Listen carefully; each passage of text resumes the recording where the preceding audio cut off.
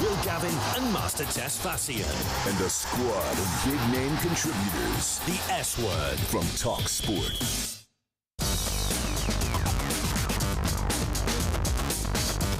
Well, a very good morning to our viewers and listeners over stateside, 8 a.m. Eastern, 1 p.m. here in the UK. This is the S Word, brought to you by talkSPORT and the talkSPORT S Word YouTube channel. I'm Will Gavin, alongside me, the great Master Tess Fassian. How's it going? Happy Wednesday. Hey, hump day? I don't think so, because we have got so much to get into the show today. I mean, the latest episode of The Real Housewives of Madrid has hit. The latest in the telenovela after Florentino Perez's explosive press conference yesterday. I mean, you watched it live. Absolutely wild. Insane. I can't wait to get into this because I thought it couldn't get any worse for Real Madrid, and somehow it did. Will it be Hull? Will it be Southampton? Or could it still even be Middlesbrough, who end up in the Premier League next season? talkSPORT broke exclusively this morning that they are still training just in case they are at Wembley in just under 2 weeks' time as Spygate rumbles on. Stay on standby! Yeah. Here Hold we the go. troops! Here we go. Scott Mintos at St Mary's last night will join us. We'll get Kieran Maguire's side of things, football finance expert, and also at 2 p.m. today, the international slate for the NFL games will be announced. We'll break that news on the show. Oh, the F Word will be coming out on the S Word as we talk some serious football of the American type. But we're going to talk about how it relates to the great game, the British game, the English game of football, because, you know, it is our sport after all. Of course it is. And it's beautiful to see these two worlds coming together and the exchanging of sports, as we are the epitome of that. Yeah, I mean, it's very, very bold of you to claim we are the epitome of both football and American football. I wouldn't be American if I didn't do that, you know? Here we are. You're very modest for yourself. On the S Word. Easily our most ridiculous intro so far. One of those from the off. You are watching the S Word. Don't forget you can subscribe to us on Instagram, on X, or you can find us on YouTube, all at these wonderful locations at talkSPORT S Word. We'd love to hear from you in the chat on all of those locations and get a real feel of how you're feeling about all the huge topics we're covering today. We will get into that Madrid stuff coming up this hour, because if you haven't seen or even heard the quotes from Florentino Perez's press conference, it is absolutely wild. Like, it is beyond belief, some of the stuff he said yesterday. Yeah, it was. I feel like I was live texting it through our group chat as it was happening in real time. Real Madrid TV had the English translations available to broadcasting it live, and it was completely unhinged. And it just shows the complete capitulation that is Real Madrid right now. And I don't know how it gets any better at this point. Well, look, we will talk about that coming up shortly, but let's start things with action in the Championship, because we now know, in theory, that Hull against Southampton are going to compete in the richest game in football, live on talkSPORT in just under 10 days' time. But will it actually be Southampton? Here's how you heard last night's action, at least, on talkSPORT. I spy with my little eyes something beginning with P. Could be playoff, could be promotion, could be punishment. Middlesbrough bring it forward again. Britain's ball in, right-footed efforts in. What a start! 5 minutes in. It's Middlesbrough that take the lead. Manning bringing the ball forward now for Southampton. Left-footed ball clipped in. Stewart! Narrowly wide. Plenty of grappling going on inside the 6-yard box. It's teased in towards the far post. What a save from British. A volley came in. Southampton bundling in on the follow-up. And have equalised in first half stoppage time. Next ball in. Oh! It's gone in! It's 2-1 Southampton!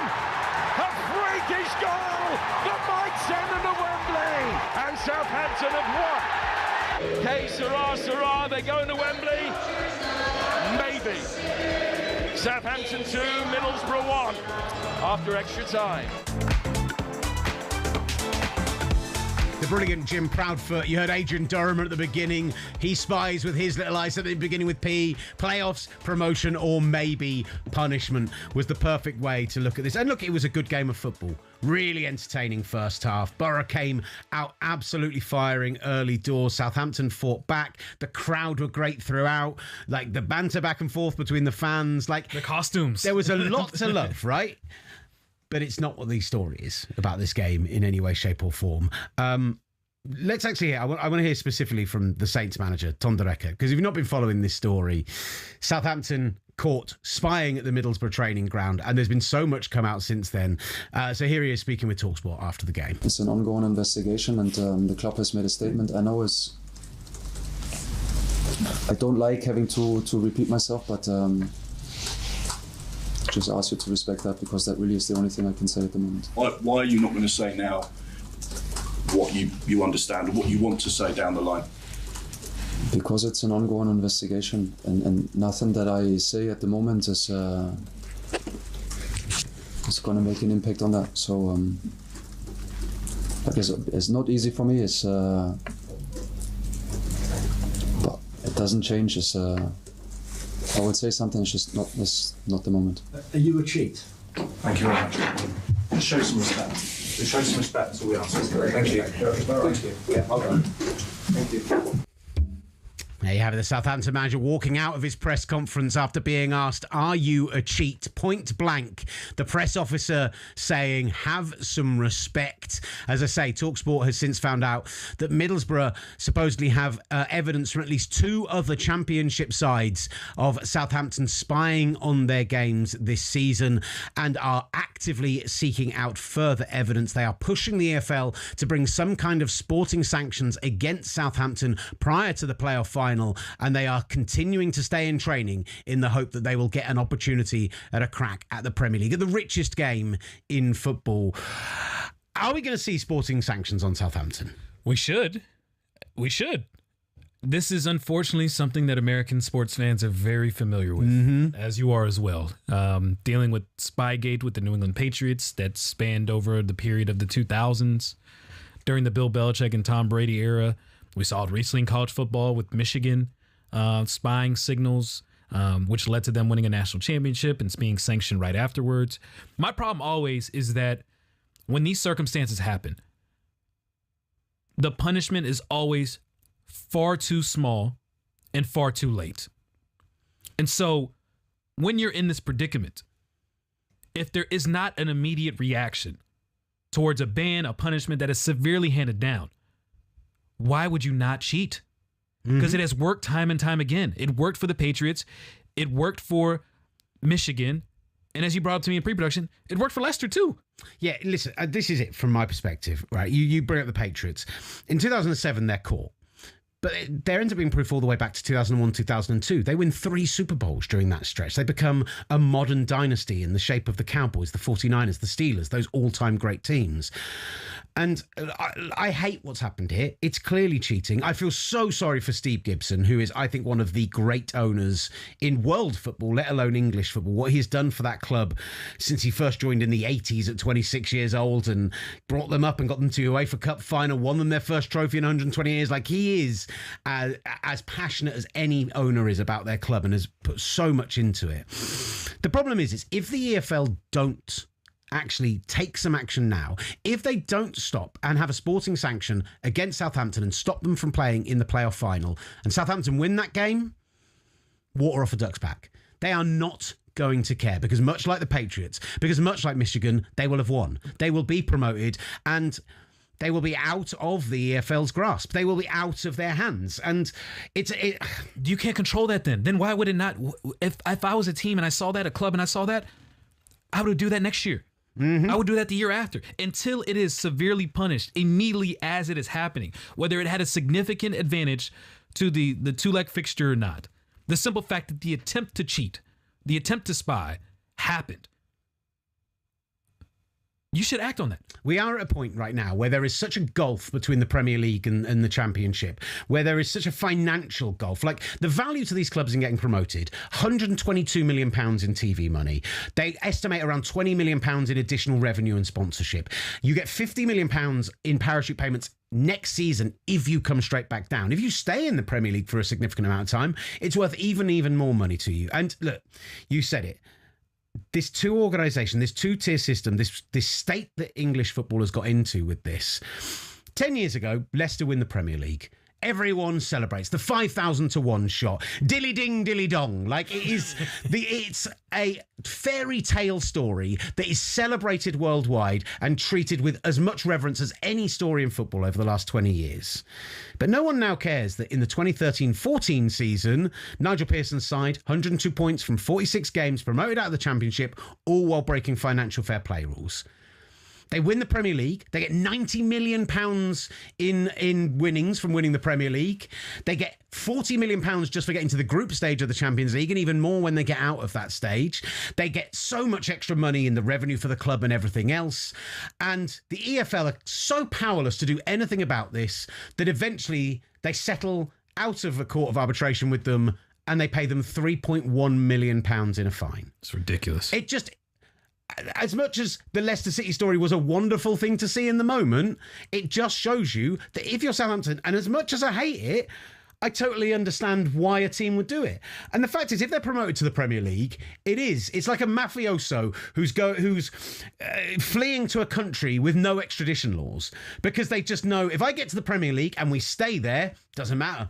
And even if we get to the Premier League and we end up like Southampton were last time there, or Ipswich were last time there, where we don't spend too much money, where we keep within our means, we get relegated straight away, well, guess what? Even if you deduct points off us, even if we got relegated back out of the Championship like it's happened to Leicester this season, the amount of money that you have earned in that year, and from the parachute payments beyond it, set your club up for the next 10 years if you run it sensibly. And I'm just saying, I hate it, but I kind of get why Southampton are doing it, because any edge to get out of the Championship is clearly worthwhile, as Leicester have shown us. And I get why Burrow's still training, because this is the richest game in football.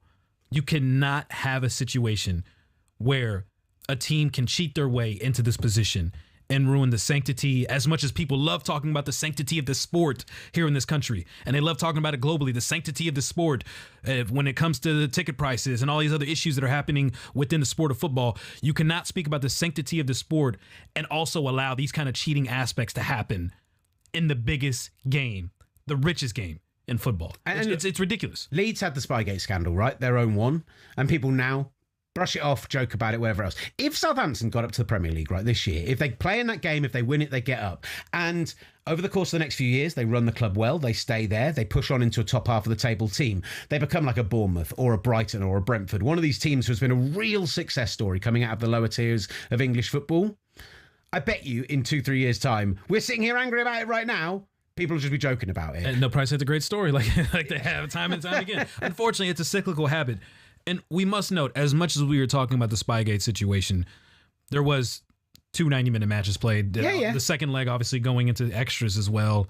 I think beyond the Spygate situation, Middlesbrough is going to look back at that first leg. Mm-hmm. And that wonder, first 60 minutes particularly. How did they not get something from that match? They had, 28 shots, something along those lines in that first match. For an hour, they were 21 shots, completely relentless. They looked like a team who had found out that the opposition had cheated and were going to go and give them an absolute hammering and show them what for, and just the final product wasn't there. No. And they looked exhausted after the hour mark. Yes, they did. And we talked about this on yesterday's show. I think it's ridiculous that the Championship playoffs, regardless of any of these other conversations, are playing Saturday, Tuesday, or 3 Friday, days in between. Monday, and then you've got 11, 12 days until the final. Why on earth aren't you playing last weekend, next weekend, then the final? Like, why isn't it like the NFL playoffs where you're like, actually, forget the 2-week thing for the Super Bowl, but why aren't you playing like divisional round, wildcard? Like, why aren't you playing it European like finals or European knockout stages? It should be built in the same way. But Middlesbrough had 21 shots. They had 51 touches in Southampton's box in that first leg, while Southampton only had 6 shots and only 10 touches in Middlesbrough's opposing box. They dominated that first leg, and it was 0-0. And when that happened and it was going back to Southampton, even though Middlesbrough was able to score first, we saw Southampton being able to equalize right before halftime, going into extras, being the home side. It just felt that at some point Southampton would find a way to get through. And this is, again, we wouldn't have this controversy going into this Wembley fixture had Middlesbrough taking care of business. So we have to right? acknowledge that part as well. Sometimes the heel wins, right? Sometimes the bad guy gets the victory. The WWE. And we get to Wembley next week. And I don't think there are a lot of neutral Hull fans. I don't mean that as any offence to Hull. I don't mean that as like a team. But they're not a team that are like, pulling up trees either side of the pond particularly, right? I mean, they held out Wrexham for the final playoff spot. So maybe there are some people that don't like Hull for that reason. Well, At least in America. But I'm saying they might be picking up some fans ahead of this 100%. game. 100%. I think the only thing for me, and I mentioned this, what differentiates this between something like Leicester's situation and financial fair play, and a lot of that is provable after the fact. A lot of that is we have to go back and look at the records once it's happened. We have to prove that you haven't brought in the revenue to pay those players. We have to prove all those things, right? This is an in-the-moment action. 100%. If Middlesbrough, as we are hearing, have evidence from 2 more Championship clubs and are actively seeking out other Championship teams who have got proof against Southampton, if you've just got the proof of the fact of this 19-game run, after the new manager comes in, when Southampton go from mid-table mediocrity into coming very close to pushing for automatic promotion at one point. Like, they were steamrolling their way through the division. Beating Arsenal in the FA Cup. They almost beat City. Oh, no, I didn't think about the Arsenal angle of it. Is that what you're going to blame it on when you I'm double at the end of the season? We got cheated out They went on an incredible run. I mean, if they win the double, who cares? But we're set-piece FC. If they're filming our set pieces, how on earth are they going to... Like, how could we beat them? I mean, they got to drag the goalkeeper down sometimes. But it highlights the fact of what an impressive run that was that Southampton was on. It was truly remarkable that it wasn't just in Championship. It also was in the FA Cup. And they came close to beating Manchester City. They could have been playing this weekend at Wembley for the FA Cup final, considering how hot they were and how great in form they were during that run. And so, yeah, now at this point, you have to question everything. And look, I referenced it a little bit with Steve Gibson, who is, for me, one of the best owners in football. And just to give you, for people who maybe aren't familiar with Middlesbrough, aren't familiar with Steve Gibson, been with the club on the board since he was 26 years old, saved the club from liquidation in the 80s, took the club over in 93, 94, put so much money into the club, basically moved them to the Riverside Stadium off his own back, bought all those players that got them into the Premier League in the first place and kept them there and got them an EFL Cup or a League Cup or whatever, the Milk Cup or whatever it was back then, their first trophy in 128 years, got them to UEFA Cup final. But from what we understand, and Simon Jordan is very close with Steve Gibson, they know each other from their time, obviously both owning football clubs. Simon's alluded to this on air a little bit, but from what you are hearing, Steve Gibson is furious. Like, not just like, I'm angry about this, I'm going to deal with it, I'm going to take it to the Court of Arbitration for Sport. Like, I'm not surprised if he is the personally one who is travelling to every Championship ground and spooling through CCTV tape to try and find any evidence that there has been cheating, because he will fight tooth and nail every moment. And if that team stay, and if they train all the way up until next Friday in the hope that they might still play at Wembley, in the hope that the EFL do the right thing here and pull Southampton out of the playoffs, and there's part of me that hates that it has to be that way, that you just automatically give it to Middlesbrough. I'd much rather we found out about this before the playoffs, Southampton drop out, we get Wrexham in the playoffs and we get an actual sporting contest. Anytime you overturn an actual on-the-field contest, I think is to the detriment of the sport. 100%. But I think it's more detrimental to the sport to have a cheat get promoted when we know that they've cheated. Yeah, it is. And I don't blame him at all for turning every stone possible to try and resolve this. Middlesbrough fell short last year of making it to the Premier League, and now they found themselves in a better position, a better situation, just on the doorsteps of going to Wembley to play in the richest game in football. And to, again, performance aside, to have to deal with this in the background that tarnishes the entire sanctity of this 2-leg fixture. Yeah, I'd be furious as a Middlesbrough fan, and I would question the entire sanctity of the EFL as a result of it, because now, if you allow this to happen, what is to say someone else doesn't do this next year? And that is the question that the EFL has to respond to, and they got to respond to it swiftly. You cannot wait any longer. Like this, you have to have a result, at least a resolution to this. Before we get to Wembley. Because if you don't, and this is hanging over that, you're praying and hoping Hull wins. And if they do, then cool, problem solved. But you're leaving this up to chance again. And I will say, as there will be American fans who are watching and listening, and you hear this from Patriots fans all the time, we're just the ones that got caught. Everyone was doing it. We're just the ones that got caught. We lost draft picks because we were deflating balls. That's nonsense. We're the ones that got caught. Everyone's looking for these edges. Everyone's looking for these margins. That doesn't mean you shouldn't then take action when somebody gets caught, just because everyone's doing it, in quotes. Tell that to the St. Louis Rams. Tell that to the Philadelphia Eagles. Tell that to the Carolina Panthers. There's always going to be the villain that wins in these situations, but no one ever thinks about the team that lost and their legacies and the moments and the communities that were impacted as a result of that, because ultimately they were robbed of a generational moment that they could share with their friends, with their families, that they'll never get back ever again. Well said. Look, you can get in touch with us. We're on the talkSPORT YouTube stream. It's the S Word stream on there. You'll find us at the S Word on YouTube as well, on our own stream. Get there, get in the chat. Let us know your thoughts on this. Do you think we're overreacting? Do you actually think, this is a bit of harmless fun? Because a lot of the time, this seems to be the reaction a year later down the line. Everyone pokes fun at it and has a joke about Marcelo Bielsa sitting on his little bin and filming other people's training and everything else. Like, you know, some people like the competitiveness. Some people think anything you can do to get an edge, you should do it. So I'd love to hear from you in the chat or get in touch with us on social media. It's right there, doing the full Shawn Michaels at this point. There you go. A man whose physique I absolutely share. At talkSPORT S Word on Instagram, on Twitter, or on YouTube. Coming up, we'll talk about the chaos in Madrid. Kieran Maguire will join us to talk about the financial implications of these two huge stories. And we got Flex in the studio, and we got Scott Minto coming up. It's a big show. Big show on the S Word.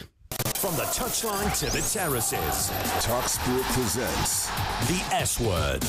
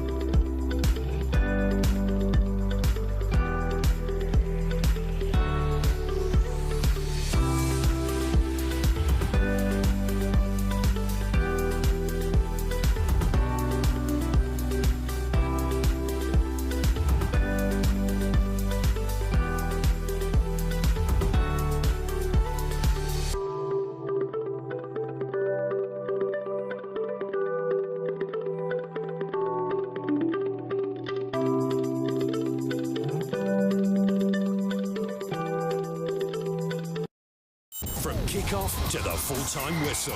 Don't say the S word. Say the F word. Football. The S Word. From talkSPORT. You're back with the S Word on talkSPORT. Get in touch with the show on all the great platforms that we are available on. YouTube, you can get in touch with us. There is a WhatsApp number as well. It's up on the screen right now, up there in the corner. +44 0371722 3344. You can drop us a message there. If you actually want to get on the show as well, we'd love to get fans on. We do some of these fan face-offs, etc. Just slide into our DMs. They are wide open on X, on Instagram. We'd love to hear from you. We'd love to get you on the show. Or you can get in the chat as well at talkSPORT S Word on YouTube. We're going to have a lot more reaction to the situation from Spygate. We'll have Kieran Maguire joining us later this hour, the excellent football finances expert. But, oh my word, master. We have got to talk about the action at Real Madrid. I love how you always end the show. At some point, you always reference the show. Can it get any worse? And then we get off air and something happens. We're like, oh my God, we're going to have to talk about Real Madrid again, huh? To the point where we've talked to every single English-speaking Real Madrid reporter we possibly can in the first 7 shows that we've done, because this episode just continues to go on. It keeps delivering great content. The timeline of our show, we've only been on air for like 9 shows at this point, and we've covered Real Madrid in every single show. And of course, we've covered Arsenal because they've been in the Champions League, and we've covered Tottenham because they're maybe getting relegated, and Championship Stadium and everything else. Like, we've covered a lot of stuff in some depth, but Real Madrid is just this story that keeps on giving. Kylian Mbappe going off to Sardinia. All of the players posting pro-Vinny stuff on their Instagrams. Tchouameni and Valverde getting into it in training, punching each other, getting in the dressing room, one of them going to hospital. Jose Mourinho returning to the club, which we expect to be announced at the end of the season, and sounds like it's happening. But then we get off air yesterday, and at literally 3 minutes past 3, we hear that Real Madrid have announced a press conference for 5 p.m. And Master, I looked at you and was like, oh my God, they're going to announce Jose Mourinho now? No. Florentino Perez just had some stuff to get off his chest. And boy, did he get some stuff off his chest. I've never seen anything like this in the sport. In very few. You've watched your president give quite a lot of press conferences. Yeah, I mean, the president's a whole different thing. I mean, we would talk about Trump or Biden, old senile men just ranting about things for 20 minutes. Yeah, it's unfortunately, it's very common in American politics. But in the sporting world, for the biggest club in the world to be operated by someone like this, I don't even know where to begin. Do you have some of these quotes? Because we have to dive in. He spoke for what, maybe 30, 45 minutes, I want to say. And nothing, as you would have thought, nothing had to do with the rumors of Jose Mourinho potentially joining Real Madrid. Nothing had to do with the Tchouameni Valverde situation. Nothing had to do with all the situations, all the problems, all the drama, the telenovela episodes that we've talked about over the last 10 days. None of that was addressed. Instead, Florentino Perez had a infatuation with an article that came out with the local newspaper, ABC, that talked about how he was feeling tired and weak, and the story essentially he felt was a hit piece out for him. So, I mean, he nominatively, the reason that he called the press conference was that he said that he wanted to call an elections. And the 79-year-old said, I've made this decision because an absurd situation has been created, provoked by campaigns against the interests of Real Madrid and against me. The results haven't been the best, but in sport, you don't always win. They're taking advantage of the situation to attack me personally. That's where he started off from. That was his flaw. That was like his manifesto. It's only going up from here. And listen, he talked about the health rumors. He talked about the ABC stuff, like you mentioned. There's been a lot about the way he spoke about the ABC stuff, and particularly around the female reporters that were in the room. So first of all, I mean, he's a man who's been criticised for a flurry of sexist remarks anyway. He invited Fox Sports' Lola Hernandez to ask a question. And he said, right then, that girl, pointed at her, then turned around and said, for F's sake, she's got every right to speak her mind. As if he was having, as if he's Gollum having an argument with himself about, like in his head he's gone, oh, don't let the woman ask a question. No, she's got every right to speak her mind. And then turned to the male journalists in the room and went, you're all bloody ugly, for F's sake.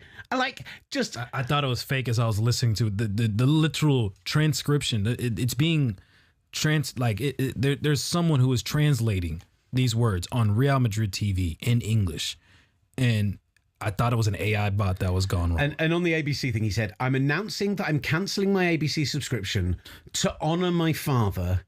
You go after Real Madrid every day, look at the 2 articles you wrote today. One of them was written by a woman, and I don't even know if she knows anything about football or not. That was ridiculous. And his sentiment on all of this regarding women reporters, it pretty much epitomizes why Real Madrid's women's team has not thrived in the way that they should, particularly relative to Barcelona and relative to the talent that exists in Spain. Real Madrid has desperately needed to step their game up on the women's side, and they just have failed to do so. And the big reason why is because their president obviously does not prioritize it. When they have a situation like you had in training yesterday, when you have Kylian Mbappe and Vinny supposedly battling for the same position on the field, one of them not turning up for stretches of time. Yes, he's got injuries, but staying away from the team, going on holidays, doing all this stuff which doesn't look great in the media. When you have gone 2 years without a trophy, which is basically unheard of in the white half of Madrid, what you need is a steady hand on the tiller. What you need is someone who's going to look good in front of camera, say the right things, make some good, strong decisions. And instead, you've got... And I'm not going to make this ageist. I was going to say 79-year-old rambling. But, it is undoubtedly... it is fair to question where this man is at mentally at this point, because... Honestly, you hear these quotes and you're like, wow, that's an amazing thing for him to say. Just a couple of other things, right?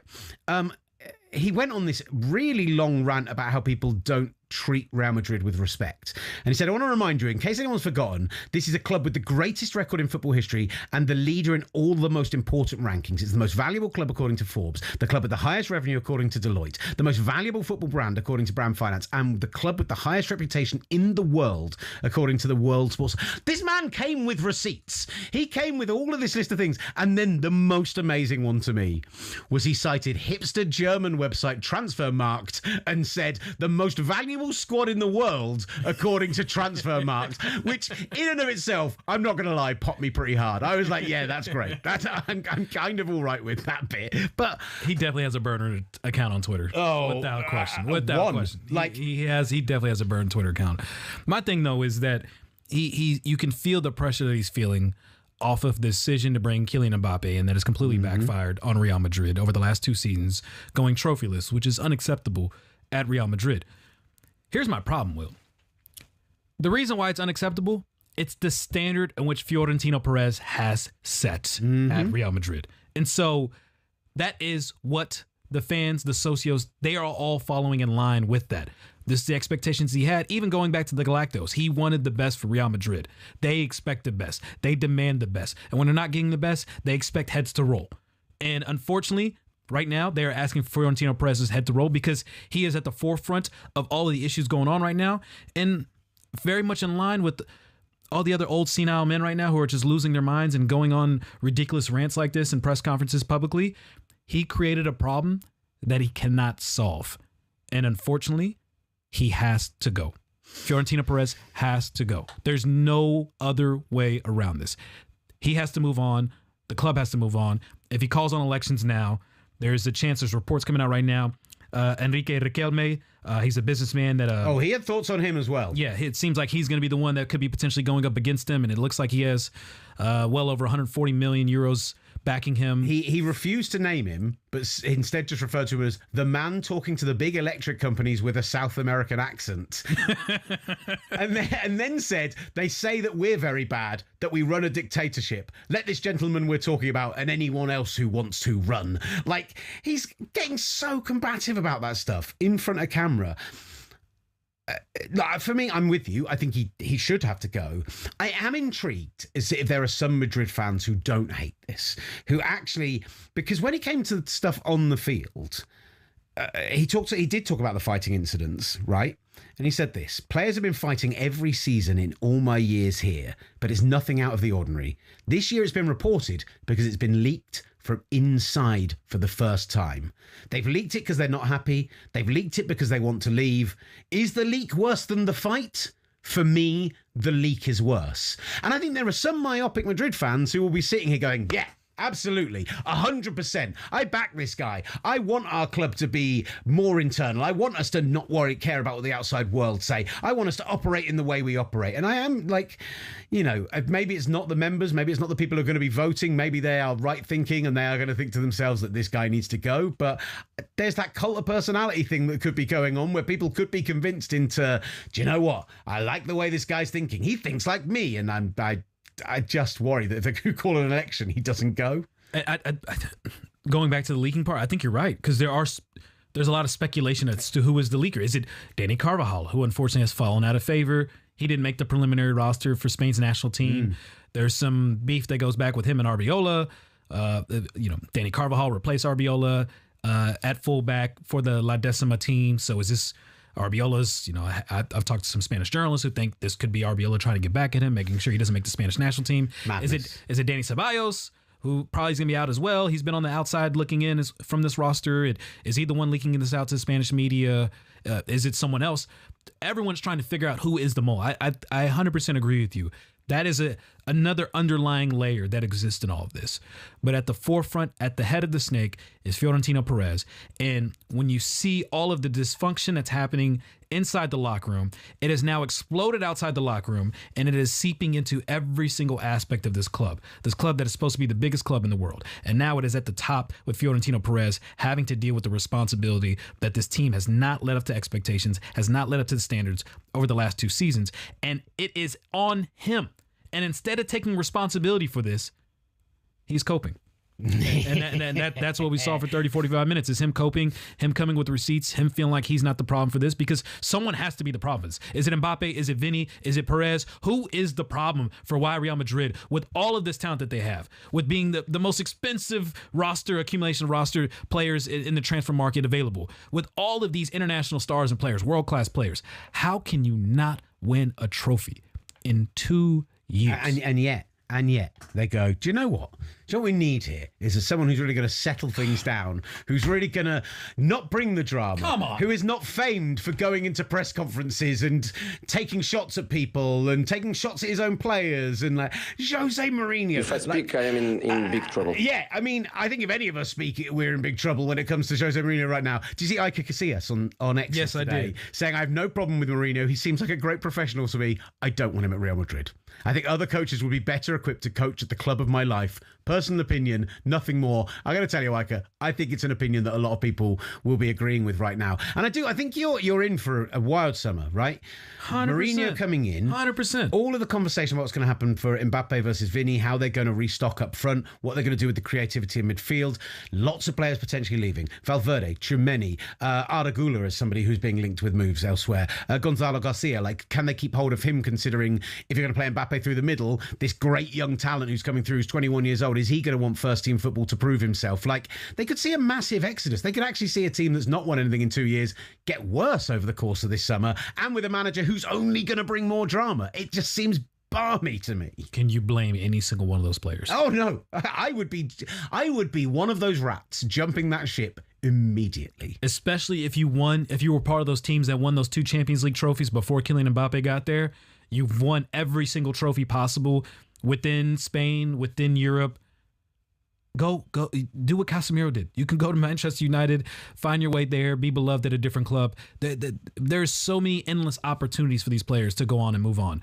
But to go back to my point, that this is Fiorentino's a man that has created a problem that he cannot solve. When your answer is Jose Mourinho to solve all of these problems, I'm sorry, my friend, you've kind of checkmated your own self. It's time to exit right out in the sunset. It is time for you to go. You are watching the S Word from talkSPORT, either on the talkSPORT S Word YouTube channel or via talkSPORT. We're going to be in so many other places come the World Cup this summer as well. We've got so much exciting news to tell you about. We've got all these wonderful places you can get in touch with the show on Instagram, on X, on YouTube as well, or via WhatsApp. Coming up, we talked about a lot of stuff that's the business of football, let's be honest. And so we're going to talk about one of the very best on that subject. Spygate. West Ham's potential relegation, a lot to get into. Kieran Maguire will join us. Plus, Flex in the studio, Scott Minto, and the NFL international slate's going to be announced after 2 o'clock. Should the Premier League take a game to America? Kind of thinking maybe yes. All coming up on the S Word. The S Word with Will Gavin and Master Tesfacion from talkSPORT.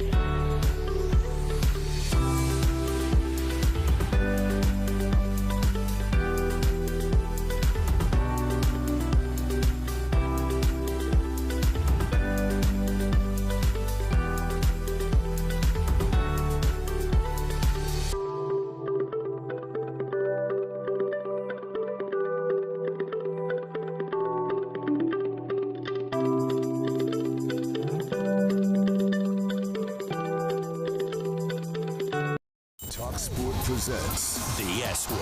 Get your full-on football fix from across the football galaxy. The S Word. From talkSPORT. I've just seen the London games. We're going to have coming up after 2 o'clock. We are going to cover the NFL International Series, and it's a cracking slate this year. I know you're saying, what? This is the S Word. This is a football show, because around here we say the F word, not the S word.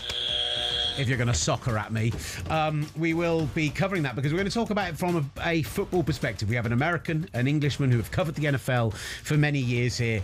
Should there be some kind of move to take more football abroad from the Premier League? Is it a big point of expansion? Could they make a lot more money out of doing it?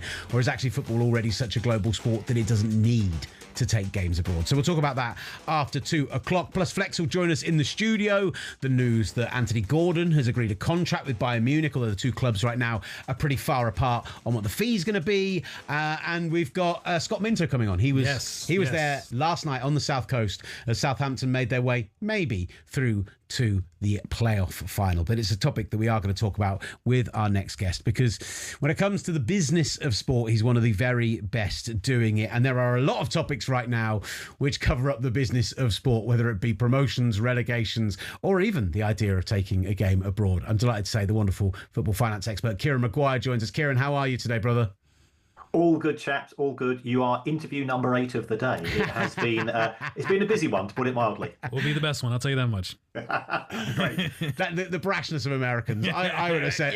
I would have apologised immediately for being the 8th interview of the day. But where did other people start with? Because I wanted to start with the situation with the promotion and with Southampton. Is that been the big talking point for you today? Very much so. There are a variety of different outcomes. I suspect secretly the EFL would have preferred a Middlesbrough victory because that would have reduced the challenges for them. We're operating on a very tight time framework as well. A commission has to be put together, evidence has to be presented, decision has to be made, and then if it goes against Southampton, we'll have to wait and see. Could there be an appeal? Could there be an appeal from Middlesbrough as well? So for all of that to take place, and of course you've got the prospect of what can Southampton sell tickets for Wembley at present if we've got this uncertainty hanging over the outcome of what's happened to date. Will the process at all change? I feel like we've been here time and time again, and the fact that the bureaucracy of all this will end up delaying this as long as it possibly can. But is there ever a world where we can get an immediate reaction or immediate response, an immediate ruling for something like this in real time in order to squash any other possibilities of this being a repetitive action done with so much on the line? I think it's important that the right decision is made rather than a quick one. Now, you could argue that, especially in the week when we've had the biggest VAR decision in the history of football in many regards, that 6 minutes seemed like a long time. 5 or 6 days is going to seem like torture for the fans of both clubs involved and the participants. But because the financial consequences of this are so huge, you're going to get an extra £120 million if promoted. You're going to get 2 years of parachute payments to add on to that. So effectively, it's a £200 million decision for one of these clubs, and therefore it is absolutely essential that whoever is putting together the cases on presumably that Southampton will be formally charged, and of course that might not be the case. Then we have to have due process because you have to have evidence on both sides, and that takes time to put together. It's very difficult to kind of see a world where this obviously doesn't continue to be a huge story. We're hearing today at talkSPORT that Middlesbrough supposedly have information from 2 other Championship clubs already, saying they've put forward evidence of spying. They are actively campaigning for more to come forward and to approach those teams. But I wonder from your perspective, Kieran, I cited the Leicester case earlier, which is a very different case from the perspective of financial fair play as something which happens after the fact, right? So it wasn't something, they couldn't have been stopped from being promoted necessarily unless it had happened in previous seasons. But what we see is once that team is in the Premier League, because you have 2 entirely different governing bodies dealing with this, the worst that can happen is the EFL end up settling with them. They pay a small fine out of court. But when you think about the amount of money they made going and winning the Premier League, that fine was just inconsequential to them at that point. Do you think there'll be an impetus from the EFL that it has to happen in these 2 weeks, as much as you're saying the right decision has to become to, because it essentially becomes out of their hands for it to be a sporting sanction once they're no longer in control of Southampton? I think for the credibility of the EFL, who will have been working 24 hours a day since these issues were first brought to their attention, they want to have a successful tournament. And the optics look really bad. If we take a look at the Championship, which is the key competition as far as the EFL are concerned, we've had 2 clubs relegated this season who have had points deductions. Mm-hmm. We now have one of the clubs that potentially could be leaving at the other end and being promoted, subject to Spygate, however we want to describe this. And that taints the integrity of the competition as a whole. So it's not a criticism of the EFL. I think they are doing all that they can, but they will be desperate for this to be resolved. And remember, we're assuming that the side that gets to Wembley then wins the match. Yeah. It'd be lovely. It'd be lovely for them if they played a game in 10 days' time and Hull won it, and they could go, right, breathe. We've got the whole summer to figure this out and do what we need to do. And if by week 1 we've deducted points or whatever we've done, fantastic. But the form of Southampton have been in. They've got to be the favourites going into that game. Like, that's the scary thing, I think.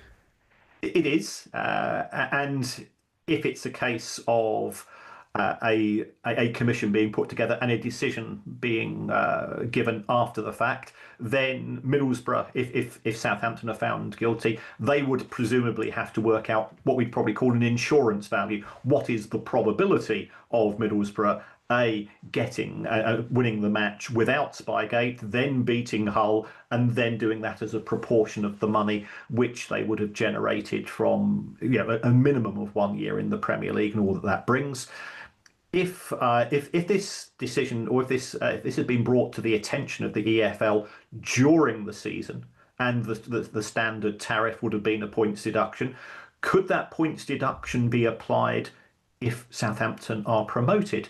Well, we do have a precedent for that, because Leicester City were given a points deduction this season for misdemeanours which took place in the Premier League. And whilst I think relations between the Premier League and the EFL are, fair to say, quite hostile when it comes to the distribution arrangements of monies due to the success of the Premier League, they do appear to be working more in concert with one another over issues such as points deductions and breaches of PSR. So there is progress being made. So the raft of tariffs available it appears to be getting longer and longer the more depth you go into this particular issue. It might be a miserable season for Southampton in that situation, but it'll be a season in the Premier League earning a lot of money. So it's, I'm not sure they're going to be crying into 50 quid notes. That's the point. I think that's kind of my query on the process. And I thought it was fascinating what you were saying there about this idea of the insurance of it, right? Is that if there's not going to be a direct sporting sanction in the next 2 weeks, if there's not this kind of scenario where Middlesbrough are apparently still training and want to be ready to go if they end up being offered a chance to play in 10 days' time, if none of that comes to be, does it just become a case of, right, how much did Middlesbrough get as a payout because they were the team that played them? How fair is that? Should we be looking at Wrexham and teams like that who are sitting on the outside of the playoffs and start looking at what their potential chance of qualifying through the playoffs if they'd got there because Southampton didn't? What about the teams that Southampton beat over this 19-game stretch? They were so brilliant. Like, it just feels like that spirals out into this whole wild world of what-ifs that, I don't know, feels uncontrollable. You're absolutely right. And if we sort of use the Manchester City case as a potential reference point, I'm certainly aware that should Manchester City be found guilty, and it has to be said they are innocent until proven otherwise, and they're also very confident of defending their position, does it mean that whatever the sanctions that are given to them by the Premier League Commission will then be added to by individual clubs saying, well, we would have qualified for the Champions League that season, we would have won the Premier League, and we would have received these bonuses, and certainly in some conversations I've had with people from the legal profession, that they feel that a victory for the Premier League could open up a huge legal set of consequences with clubs targeting Manchester City. Well, it's exactly the same here, and we do also have precedent. Ironically, when it comes to Middlesbrough Football Club, because they finished 7th in the Championship in the season when Derby County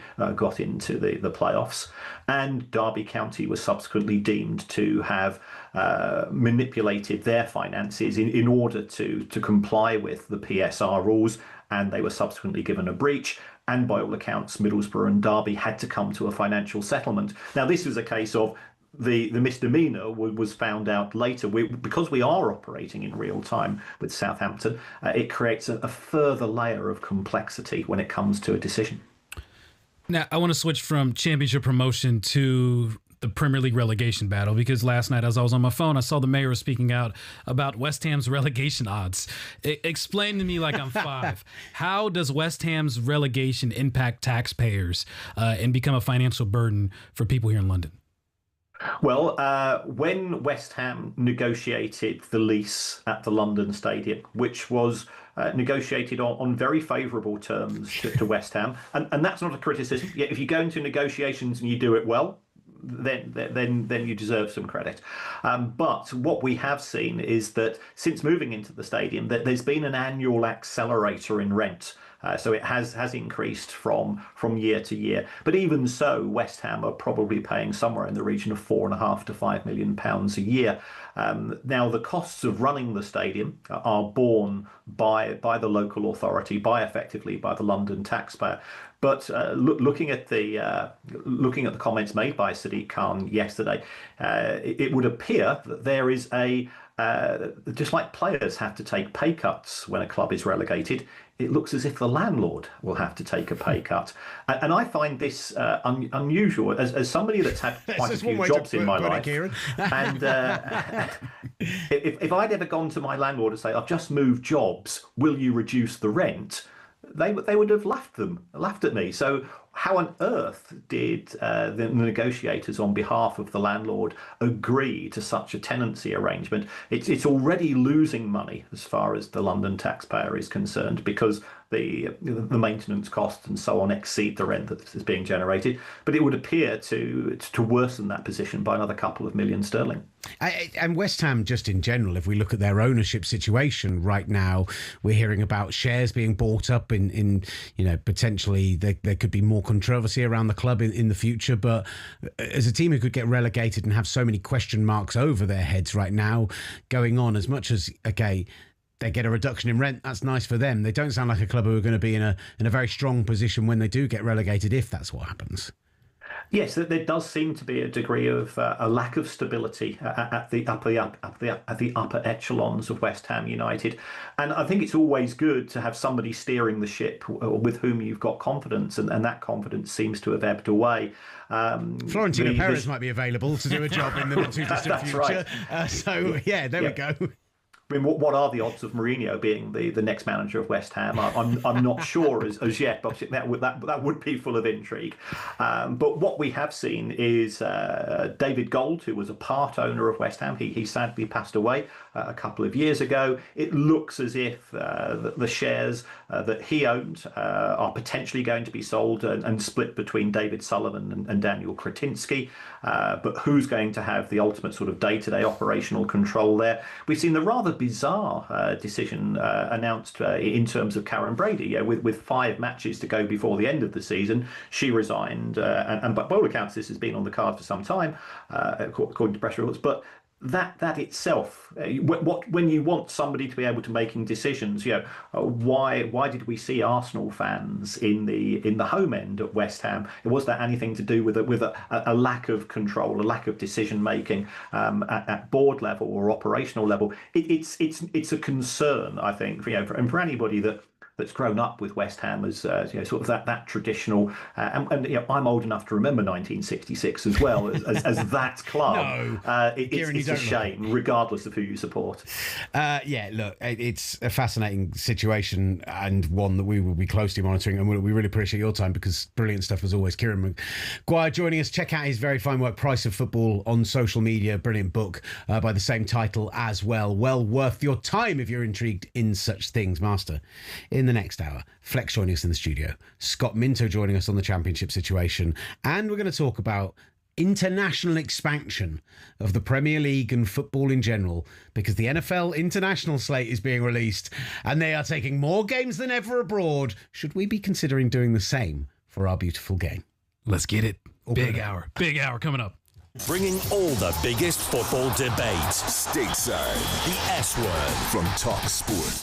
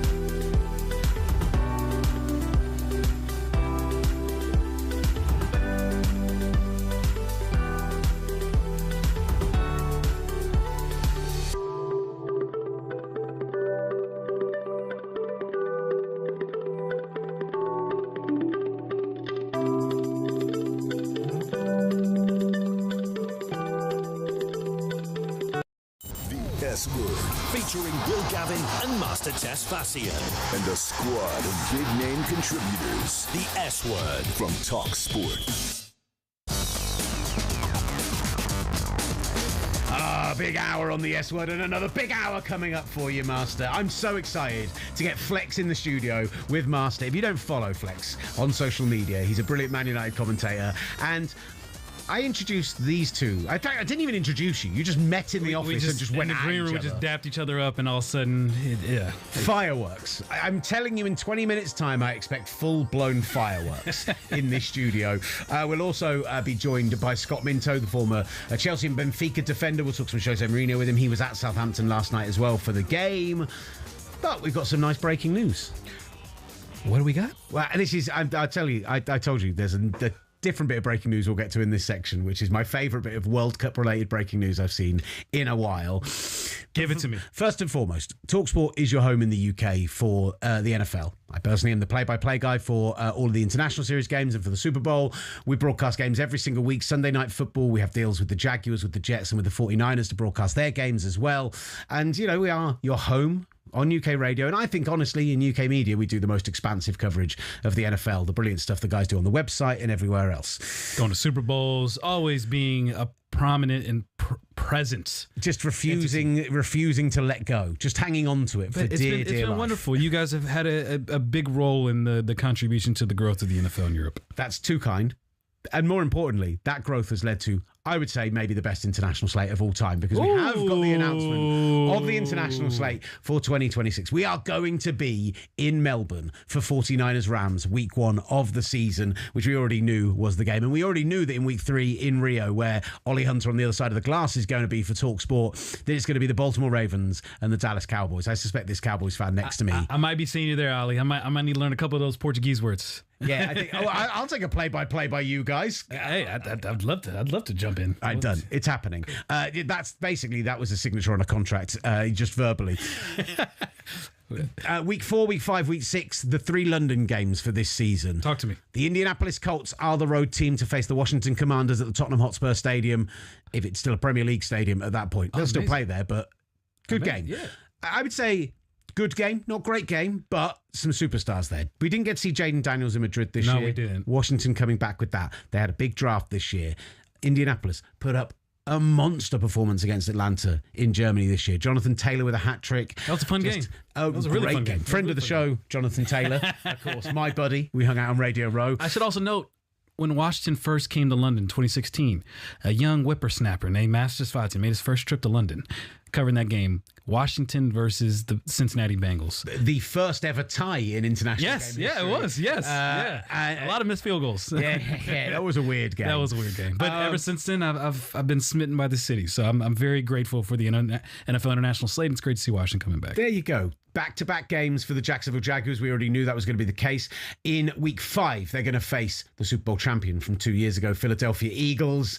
And we get a divisional matchup at Wembley in week 6 as the Houston Texans and that fearsome defensive line come into town to face the Jags at Wembley. Great games. Both of those, with the Jags being a competitor. That's a massive divisional game there. Really great games. And then on talkSPORT, we will also have for you, over the coming weeks, week 7, week 9, week 10, we will be in Paris, France, as the Pittsburgh Steelers return to Europe to face the New Orleans Saints. We'll be in Madrid again at the Bernabeu, where hopefully that place will still be standing after this summer, as the Cincinnati Bengals face the Atlanta Falcons. Joe Burrow, Jamar Chase in town, Bijan Robinson, so many superstars in that game.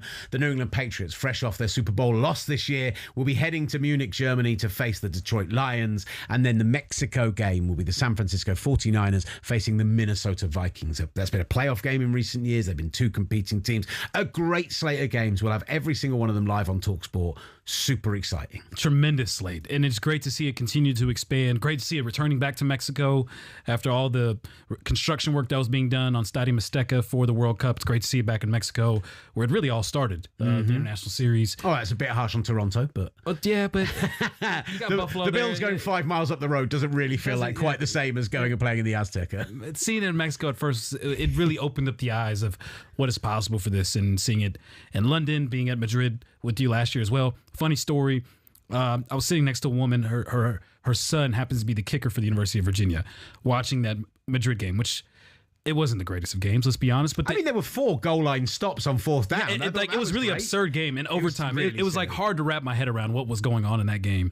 Then it goes to overtime, and this woman, she's like, "The game's still going?" I was like, "Yeah." She's like, "Oh, Mas Fiesta." And I'm like, yeah, Mas Fiesta. So anytime I see overtime now, I just think of Mas Fiesta. Mas Fiesta. I love that. That's now the official term of talkSPORT for overtime. Mas Fiesta. More party for everybody involved. And look, we are a soccer show here on the S Word. We wanted to bring you that breaking news, and look out on the S Word YouTube channel as well, because we do cover other American sports there.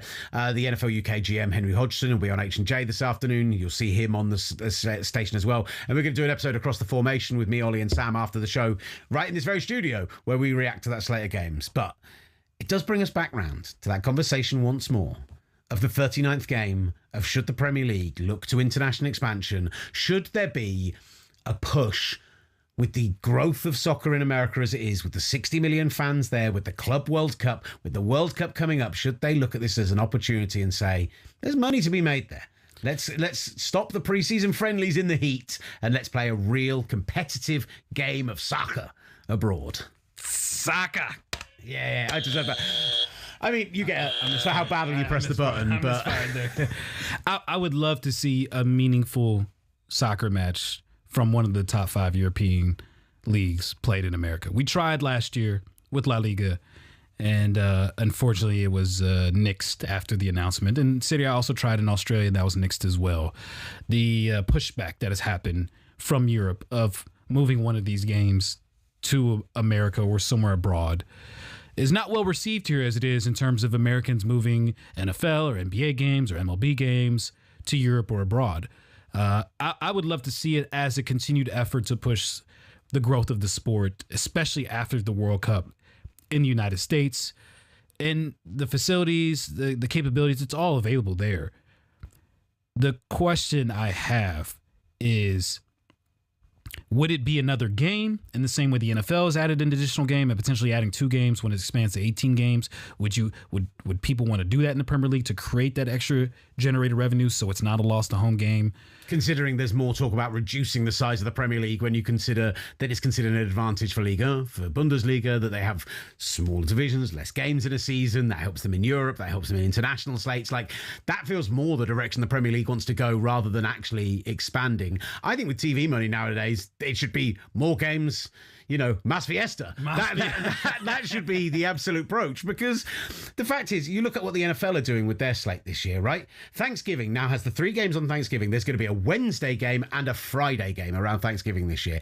The kickoff game this year is on a Wednesday, and then they're in Melbourne on Thursday, and then there are Saturday games, week 15, 16, 17, and 18, and all the way through the playoffs. They're like, more games, more days, more solo games, more TV revenue. Let's sell it to YouTube. Let's sell it. Like, they are like trying to find revenue from everywhere. And for me, it's almost why the Premier League feel like they don't need to do this. And for people who don't realise, the NFL makes far more money off TV revenue than the Premier League does. 100%. We see the Premier League as the biggest league in the world, and financially it is a juggernaut, and viewership-wise, it is an absolute juggernaut.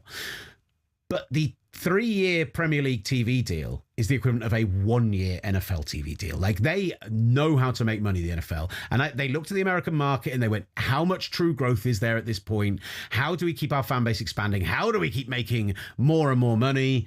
And they went and they looked into the international market. I believe that the Premier League, just whether that's because of ego or whether that's because they are right, that's a debate. But I think they're looking at it going, we're already expanding there. We're already making lots of money there. We're already selling our TV rights internationally. Why would we annoy the fan bases? Why would we annoy the teams? Why would we take regular season games there? I think they think they're above it. I'm not sure I agree with them, but I believe that's where they think they are right now. But that's the biggest area of growth is still the United States. When over half the clubs in the Premier League right now are owned by American owners, when the biggest opportunity for growth is the United States media market rights, which should be coming up here in the next couple of years, why would you not want to take advantage of that by bringing significant games to the United States? Massive backlash against the Super League idea, right? And a huge amount of that backlash was aimed at American owners, because there was this idea that American owners don't like relegation. They want closed league like you have in the major sports in NFL, MLB, NBA, etc. They want to know that they've got a guaranteed amount of revenue. They don't. The Premier League is essentially a Super League now because of American owners. You're bringing all the top players in the world want to play for the Premier League, and they're making the highest wages, the highest salaries. Why is that? It's because the injection of American owners. Yes, there has been club states that have been involved, taking over Newcastle and taking over Manchester City, but for the most part, the majority of these clubs are owned by American owners, and the cash and liquidity they're injecting into the Premier League is the reason why it's in this golden era period it's in right now. The financial means are because of American owners. So yeah, you can complain about the Super League and all that you want to, but these are the same people also on Twitter and social media saying that they should sign X player for 100 million quid. Where do you think that money's coming from? I think for me, part of it is, you said something to me earlier today when I was complaining to you about that I think grits are one of the worst food in the world. Get out. And you said not all grits are made the same. They're not. Not all grits are equal. Not all American owners are equal either. True. FSG may sit there and go, well, we're a money-making exercise. We see this, we are investment bankers. We see this as a way of generating revenue. We care about that. We want to go and grow there. That's certainly the way they've approached things with the Red Sox. It's the way they seem to approach things with Liverpool. Other owners have tried really hard to ingratiate themselves into the culture, to try and act like they're almost not American owners, like they are going to. I think there would be such a huge backlash against this. I think a lot of owners would push back against it because they see it as like, don't bite the hand that feeds you. Don't ruin the relationships you've already got for the sake of what could be seen as a quick buck. I get that part, but the complaint is that you want the fans to be able to enjoy these experiences and make sure that you don't take home games away from them. Tonight, there's a massive Manchester City Crystal Palace match happening at the Etihad. If you look at tickets right now at the Etihad, right now, there's maybe 4 or 5 sections that are actually sold out. Mm-hmm. The majority, you can find a seat pretty much practically anywhere you want to right now at the Etihad. And this is not an isolated incident in these kind of circumstances. When you're talking about a team that is competing for the Premier League title, when you're talking about the possibility that this could be the second to last home game for Pep Guardiola to cap off an incredible era that he's had at Manchester City, and that place is not sold out, how can you not think about the opportunity cost of what that one game could be? And I'm not saying it has to be a game in the run-in, but that taking away that one game and maximizing the opportunity of expanding that elsewhere, like you can't have it both sides. You can't say that you want to take away you're thinking about the sanctity of the fans. And again, I know a lot of these fans, I go to these communities, and I'm very mindful of what these clubs and what these games and what these matches, these moments mean for them. But if you're talking about places in which people aren't showing up and they're not selling out the stadiums, how could you not, as the Premier League, consider the other alternatives that exist if you did move this to Miami or New York, knowing that you could make a lot more revenue for this, and in turn, the club could then use that money to help with their financial issues that we're seeing all across the FA system. Tell me this, though, and you've heard this, and I get frustrated with the NFL UK fan base, that slate comes out today, and I think that's 2 great games. Admittedly, people maybe don't want to see the Jags constantly, but fact is they're probably going to be here 3 times next year because of their new stadium. People will complain about it. Their team aren't playing, same team's playing again. Like, I think there is a level of complacency that I don't think is fair, considering that there are literally fan bases giving up home games to come abroad to try and grow the sport. But the fact is that's because it's not a global sport. It is an American sport. It's literally called American football. It is. Baseball, you could argue, is a little more global. You've got a huge league in Japan, you've got all of Central America, but it's America's pastime. They want to try and grow into Europe. It's not a huge sport here, so that's how they do it. The NBA, again, big European league, but still not to the same level. It's not the same as bringing over live NBA games and having them here. I think that it's already enough of a global sport. I think MLS is already a big enough deal. I think the Premier League is already a big enough deal in America that they will look at it and go, you talk about opportunity costs. I think they think there's enough in the preseason friendlies. I think there's enough in the Club World Cups. I think there's enough in those opportunities. And maybe, I've always said the game to take abroad is the Community Shield, because that game is a trophy in as much as, an Arsenal fan sat opposite me can tell me it's an actual trophy. I'll acknowledge it. So it's meaningful, but it's also basically a preseason friendly. It's both things at the same time. You're not giving up a home game. It's in a neutral venue already. You're not giving up season tickets. Wembley's already been paid off as well, which is a big part of this, because the FA, it's why they brought semi-finals there. It's why they sell so many concerts, because they didn't pay off Wembley for almost 20 years it took them to do it, but it is now paid off. Those loans are done. So you can maybe afford to give it up. And maybe they get a bit of a revenue share. Maybe there's a kickback. That feels to me like the kind of thing you do. The idea of taking a regular season, regular home game, even if you're not selling out of your Man City. And are the Americans going to turn up if they are given Burnley, Crystal Palace? With all respect to those 2 fan bases, are the Americans turning up? They turn up are they for a selling out? preseason game. Are they selling out MetLife Stadium? Are they selling out Hard Rock Stadium? Are they selling out these 70,000, 80,000 seater enormodomes to go and watch Scott Parker's Burnley take on Oliver Glasner's Crystal Palace? In a stadium that typically would be in 10,000, 15,000, at most 20,000 seat stadium. I could have 40,000 people could show up for that.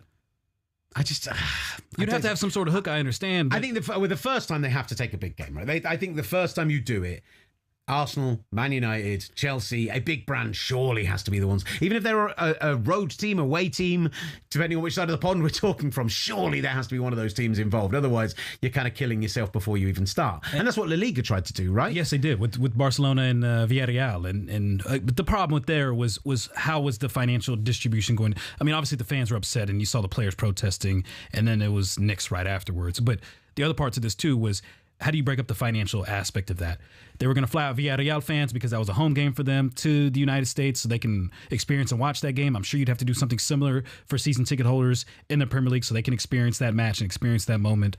But from all the revenue that's generated from ticket sales, from everything that comes with it, the TV rights, where does that money get distributed? Who gets the allocation of that money?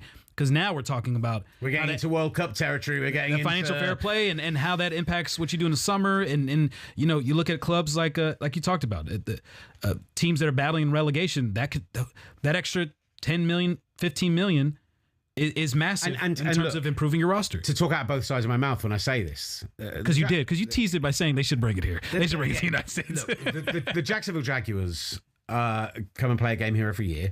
They're going to play multiple games over the next 2 years while their stadium's redeveloped, the stadium of the future, as it is coming. That is what they've called it. That's not just what I'm saying. They released, there was conversation about why the Packers hadn't been brought over when there were still only 8-game slates, and why has nobody given up a game against the Packers? Why have they not given up a home game, etc., etc. We've had 31 of 32 teams here, and many of them multiple times, and there've been this constant pushback about not having the Packers. The Jacksonville Jaguars released from when they started doing the international series, they released 10 years of information about the revenue of their biggest selling game of the season. The biggest revenue, the most ticket money, everything else. 9 out of 10 of them were Wembley. The only one that wasn't Wembley was when they got Green Bay and Jacksonville, because they know they can sell those tickets for 4 times what they normally sell them because it's such a big deal and Green Bay travels so well.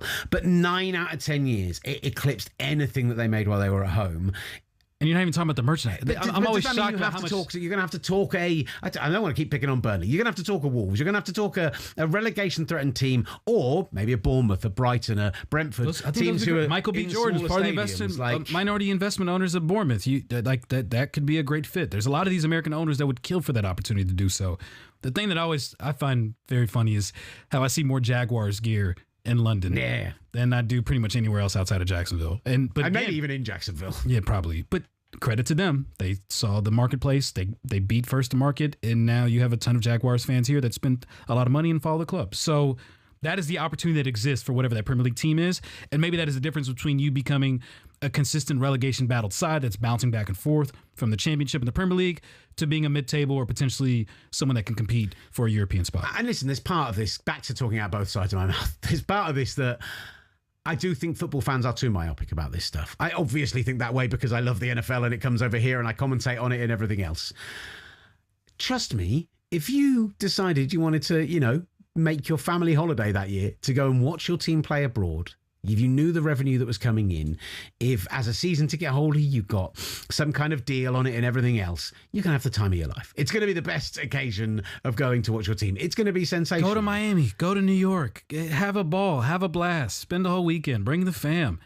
Go to the Hard Rock Stadium, enjoy Miami instead of another cold November afternoon at the G-Tech. That's what I'm saying. I do totally get that. I just don't see football ever doing it. As much as I think they should, I just don't think they I try to argue it for about 20 minutes now, and I'm right there with you. I don't know if it ever happens, but we are just defeated men. I would love for it to happen, but I'm also being mindful. The more time I spend around Arsenal season ticket holders and season ticket holders of different clubs all over Europe, I understand their ire of potentially missing out on these core memories that they've shared for generations that could be potentially, for even one time, being taken away from them.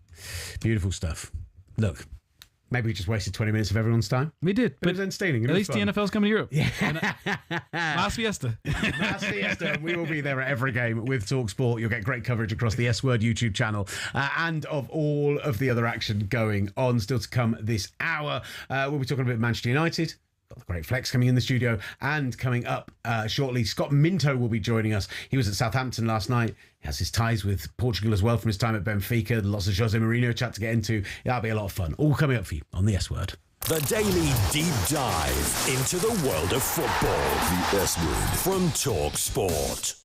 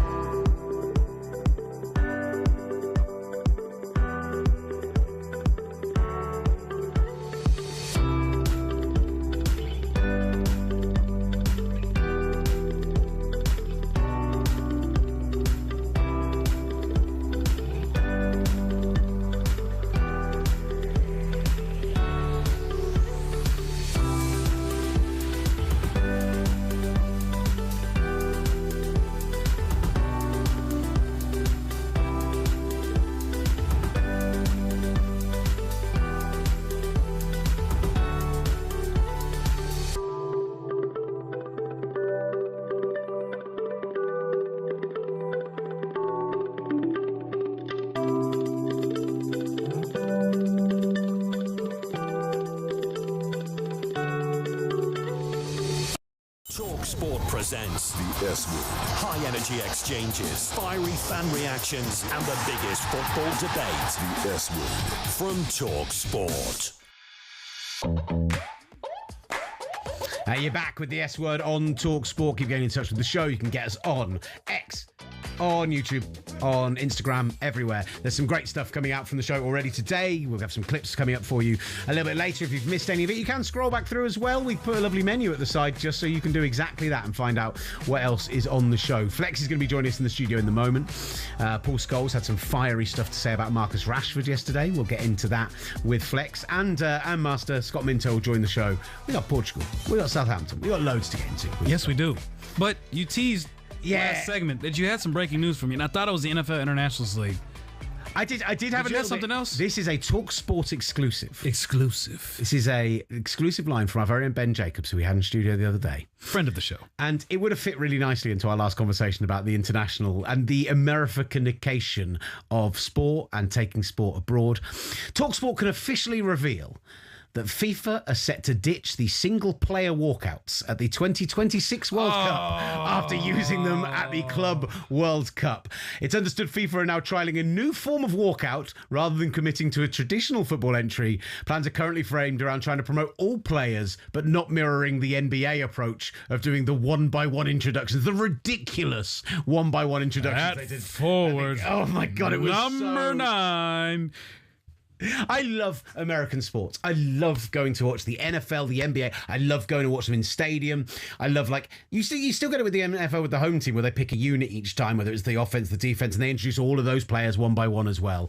It was so tedious at the Club World Cup. It just didn't suit football at all. I was a reporter. A pitch side reporter for DAZN, for the club. Were you the one doing the as you can see, wing back at midfield? Give it up for Weston McKennie. Actually, I couldn't actually do that. I buy into it. I think I'd enjoy it if you were doing it. Unfortunately, it took way too long, and it made the pregame festivities just entirely ridiculous. The players would warm up, leave the pitch, and then they would have to come out one by one. And you're sitting there because... And by the way, it's like 40-degree heat, and it was so hot. Sweaty. It was so humid that summer. Potentially thunderstorms rolling through. And it took a good 12 minutes to just get through the pregame festivities. And then, they were playing Free From Desire, the remix version that they had. So that song was playing. It's a lot better when hearing it at the Emirates than it was then. It wasn't great. And that was my biggest... I mean, you've been out here telling us all that the Americans love the razzmatazz and they love the pomp and circumstance and they love a spectacle. Like, we do. Surely the Americans... They're clearly going to think of something else. Clearly. So, yeah. I mean, the thing about... It works in the NBA because it's 5 players. Mm-hmm. The NFL one is cool. I do enjoy that one, but most of the time, not all the fans are even in their seats by that point. But when it's a great moment, when a player is coming back from injury or it's their final game and they get that one last hurrah in the NFL, being the last person to get the ovation from the players during that lineup, it's a great moment. In the sport, it doesn't work. Just have them come out, play the national anthem, and blow that whistle. Let's start the game. Start the damn game. There we have it. So that's breaking news from talkSPORT. Everyone's delighted. The World Cup's going to be a lot easier when we are not seeing one by one. I just keep picking on them. The Cape Verde players being introduced. What do you have against Cape Verde? I'm telling you, they're gonna get a win, and you're gonna be like, I hope they do. I desperately hope they do. They're gonna get a win, and you're gonna be stunned. And it'll be live on talkSPORT 2. Right, let's talk some Manchester United. Another dick. Obviously, huge club. We're talking about them yet again because the great broadcaster, content creator, Man United fan Flex is about to join us in the studio. Yesterday, we played a bit of Paul Scholes on breakfast. Fascinating thoughts from him about Elliot Anderson. We got into that. He had some quite strong words during that interview as well for a man who's flourished to an extent in Catalan, Marcus Rashford. I think his time's done, Gabby. Look, I saw his free kick the other night as well. He's brilliant.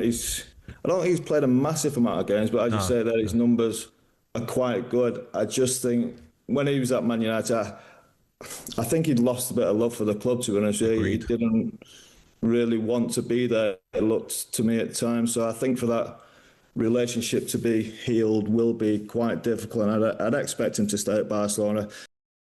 Here. Yeah. Stop being nice to us off air, please. Just a little bit. Yeah. Now they can hear us, won't they? if you're gonna praise us, do it where people can hear it. Come on. The wonderful Flex has joined us in the studio. We'll talk about that Marcus Rashford clip in a moment, but you've been doing Inside Devils yesterday. You're doing the social on talkSPORT 2. You're part of the fabric of talkSPORT at this point. I just got to ask how, 32 points from 42. Yeah, Michael Carrick, we're here today. He's now finally in talks to become the permanent manager. Yeah, he's going to get a job. You feeling kind of cocky about United at the moment? Listen, Casemiro's sitting down with Rio in Old Trafford saying how much he thinks he should get the job. Before he's got the job, he's getting the job. A lot of Man United fans, I'm going to be honest, this is split. Really? See that reaction right there? Like, you're going, how? This seems to be more split than I thought it ever could be. Because as a fan base, you'd think after Ruben Amorim, honestly, just anyone who was winning games would be a breath of fresh air. We're weird. We don't know what we're weird for a week. Trust me. Yeah, you can, and you're an Arsenal fan, so you know what the signs of weirdness are. You know this, so you can spot it. When it happens in other fan bases, you can spot it, right? I'm starting to think we don't know what we want, and this isn't to every Man United fan, of course, but it's like we go from losing so many games and being such a bad team, looking like we're going nowhere under the last guy in terms of Ruben Amorim, and we've had so many problems. I don't think winning football matches should be one of Man United's problems. And all of a sudden, now what we're seeing with Michael Carrick is these goalposts have moved. Too successful. Like, we're in the Champions League again. We can't handle it. We've won too many games and not lost enough. So now, actually, it's the performances. Actually, yeah, I think it's before.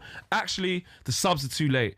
Mate, he's had 15 games, 16 games, lost 2, got us to 3rd, overtaken Emery. I don't know, beat Liverpool on the way, beat Arsenal on the way, beat Man City on the way, beat Chelsea on the way, beat Villa. I don't know what else you want. And people seem to have this weird encapsulation of Carrick that, there's no room for growth from here. That's where the disingenuous vibe has come from of, this is just him, where we've hung on a little bit. When you add on Europe, though, and don't get me started on that. It's one game a week. I can understand the sentiment. Oh, my God. I can understand sentiment. No, but it's crazy. But not having the roster depth to do it, you do fall yourself into the trap of, are we just falling back into wanting what is comfortable and what is safe and what is familiar? Evolving Manchester United. My favourite take on all of this was Adrian Durham going, well, of course Bruno Fernandes got 20 assists because he's only had to play one game a week, so he's not been tired in the Premier League. Honestly. I'm like, Adrian, come on, mate. We're doing too much. And here's what's actually happening, right? I think people are not looking at compatibility and are just looking at CV. So, okay, CV for CV. Iriola is a better manager than Carrick. 100%. CV for CV, Oliver Glasner is a better manager than Michael Carrick. 100%. Obviously, Unai Emery is. He's going to have won 2 European competitions by the end of this. Unai Emery won 5. Do you know what I mean? So we're saying, but then when you say the word compatibility, well, none of them have been in this hot seat. Iriola, last time I checked, hasn't managed 3 or 4 games a week and managed in the Champions League, unless I'm mistaken. We're talking about all this 1 game a week thing as well. Like Michael Carrick and the institution of Manchester United have no idea what it's like to be in this thing called a Champions League or European competition. It hasn't. Last season, we played 50 games. They've won one at least. We've been there. We've done that. The institution, the anomaly is this year. Yeah. Out of all the years of Man United, the anomaly of having no football, going out the Carabao Cup this early, the FA Cup, it's 2025, 2026. This is the one out of all of them that is an anomaly. I don't get it. To an extent, I do get, when Alex Crook comes on talkSPORT and says, well, if he'd been managed from the start of the season, we'd be in the title race. It's well, you don't know if you're going to crash out of the FA Cup in embarrassing fashion. You don't know if, all of that stuff. I do think it comes into it, but I think maybe it's a little overblown. It's a little bit overblown. And also, I think the last game showed us a lot.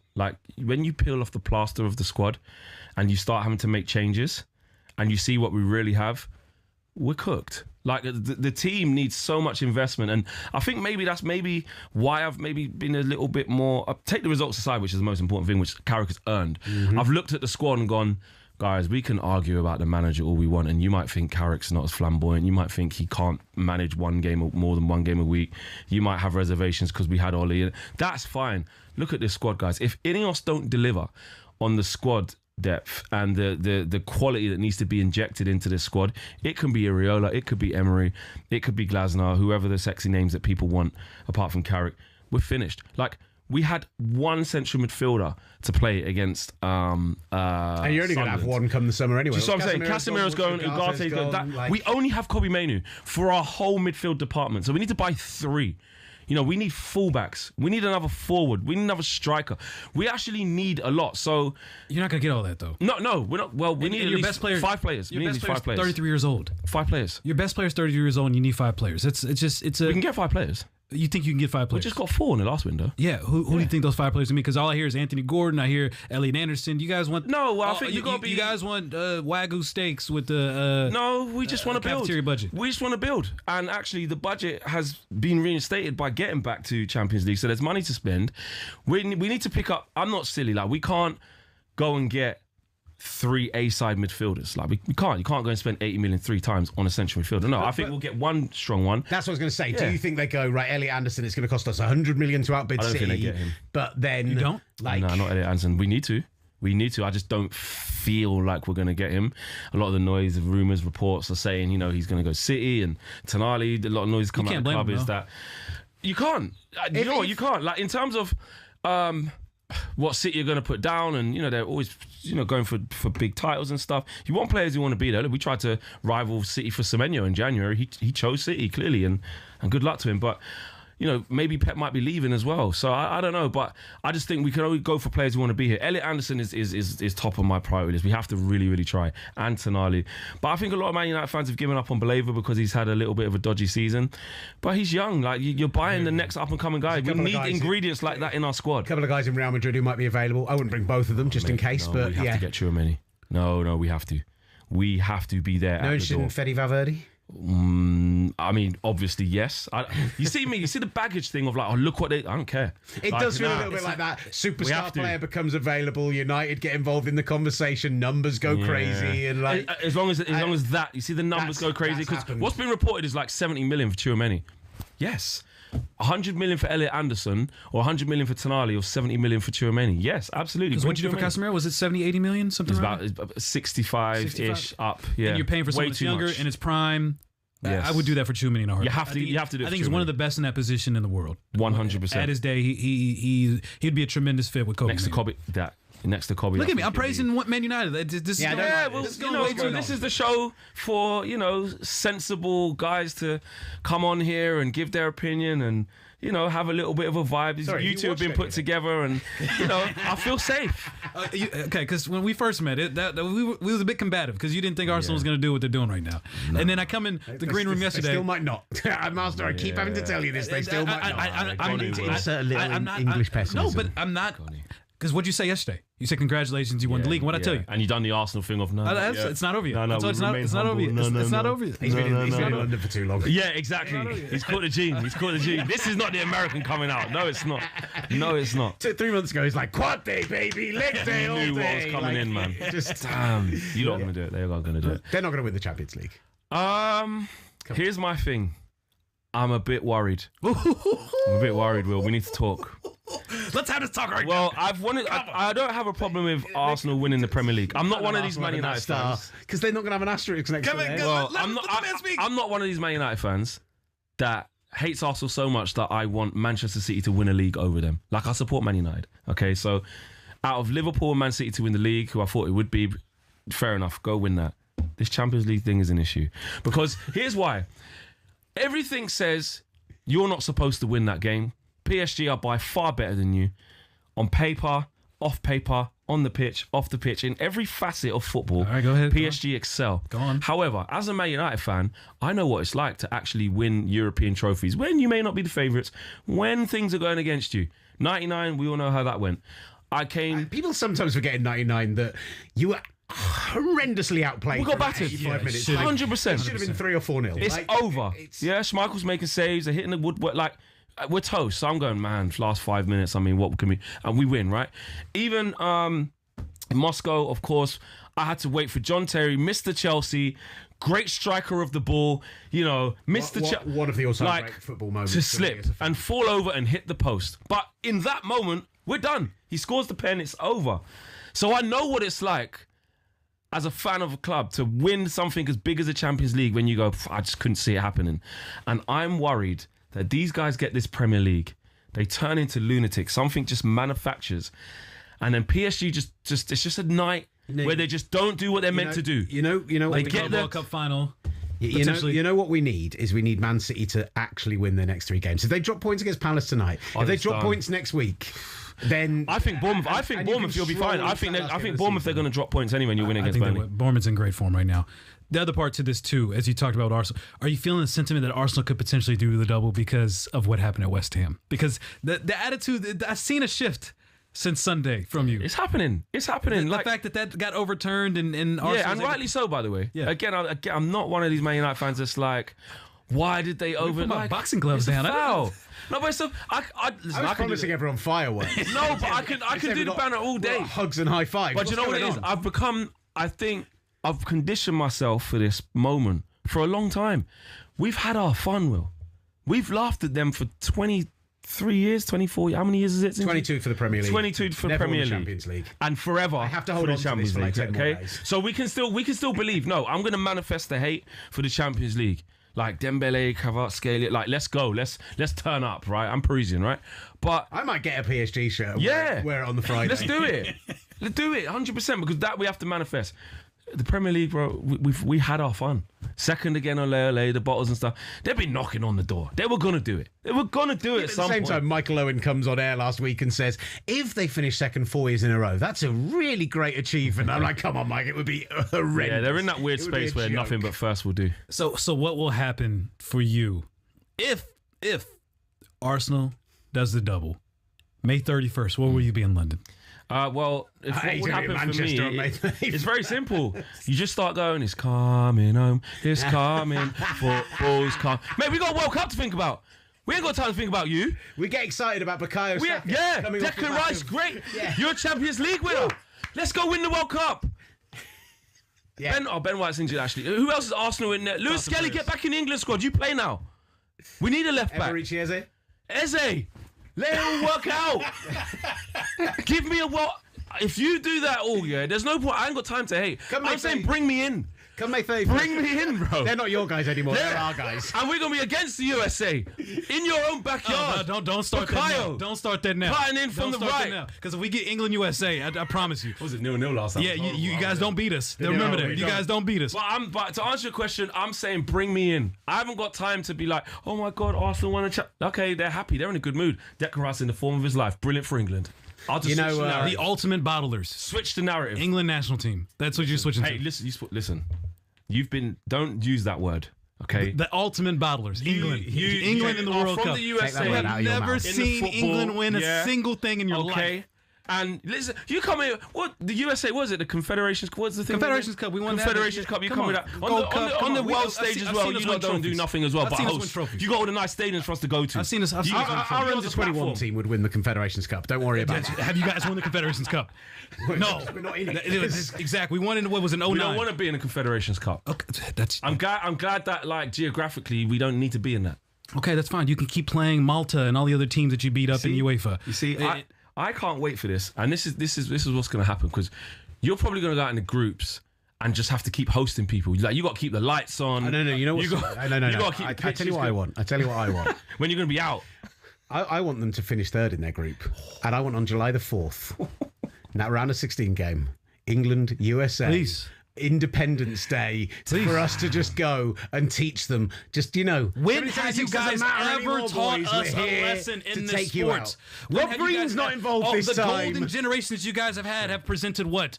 0 trophies. That is just a lifetime of memories and a life full of sorrow. We owe you a pasting, man. Is that we do? If we play, I was there in what was that, Qatar? Was it 0-0? What was the 0-0 game? Yeah. Was it Qatar? I think it was Qatar. I think it was. Yeah. I watched the game. I was there. Because it must have been. We didn't make it in Russia. Yeah. Okay. So Russia, you weren't there. So it must be Qatar. And I was like, I can't believe we just stunk this out against the USA. Like, come on, man. This is. We played well. We played well. This is bad. Man. We played well. McKennie and Tyler Adams and running around like lunatics. I'm talking with a big chest right now. I really don't know how well they're going to do. I don't even know if they're going to win the group. You don't even like Pochettino, man. Get out of here as well. You hate that guy. Don't come here with this false hope. I can't wait till he's gone. I'm going to send him back to Spurs or something. We need to get a true American coming in that understands the culture. We need to do what Manchester United's doing. We need to go back to our roots. All right? We got to go back to our grassroots in America. Clint Dempsey's going to take over the national team. I would kill for that. Mate, what's ain't Kerr leaving in NBA? Is he leaving the Warriors? Oh, Steph Curry? Yeah, no, coach. Steve Kerr. Steve Kerr. No. Yeah, it's game over, man. He signed back up. Oh, did he resign? He signed extension. But even so, I think he said Sam He can do dual roles, bro. Honestly, Steve Kerr's such a great coach. I think he'd do a better job with the USMNT. Yeah. Could he? I mean, he was handed Phil Jackson. He was handed a fantastic. Phil Jackson's probably doing TED Talks and that. He's doing Tai Chi. He's probably doing some yoga. Get Phil Jackson in there, man. You need elite mentality. Sportsman. We do everything. He's off his rocker. He's in his retirement home where he belongs.